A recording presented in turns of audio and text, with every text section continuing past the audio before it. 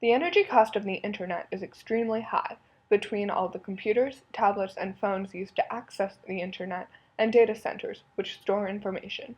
Streaming 1 hour of online video a week is like running 2 new refrigerators for a year.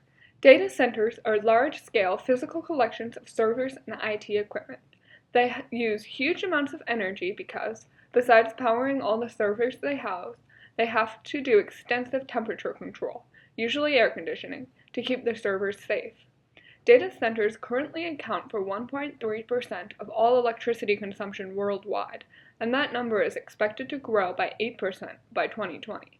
Google spends $67 million per year powering their facilities, consuming 1,120 gigawatts per year. That's enough to power a city with over 1 million homes. Some companies are using renewable energy to power their data centers. Apple uses 100% renewable energy, and Google uses 39.4% renewables. However, according to a 2012 Greenpeace report, Amazon's data centers, which host 1% of all internet traffic, rely mostly on coal.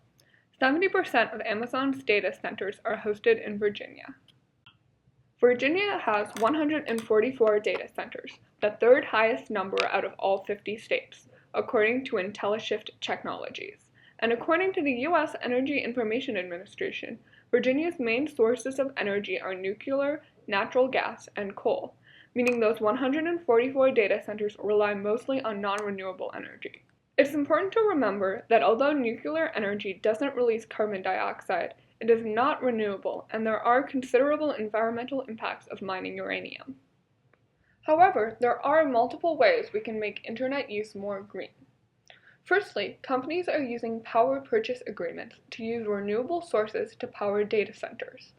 Power purchase agreements are contracts between energy buyers and sellers that set a certain percent of the company's energy to come from renewables. Secondly, renewable energy credits can be purchased by companies and are proof that 1 megawatt-hour of energy was generated from a renewable energy source. Thirdly, carbon offsets are used when it's not plausible to use renewable energy sources. Companies provide financial support to carbon reduction practices, like renewable energy and reforestation, rather than buying renewable energy directly. These can be especially useful to data centers because they need to be powered 24/7, and renewables like wind and solar aren't yet always able to provide that. Individually, we can petition our legislators.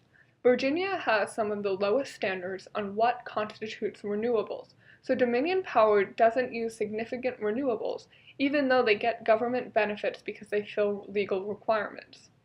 You can also always use the energy saving settings on your devices to minimize their energy use.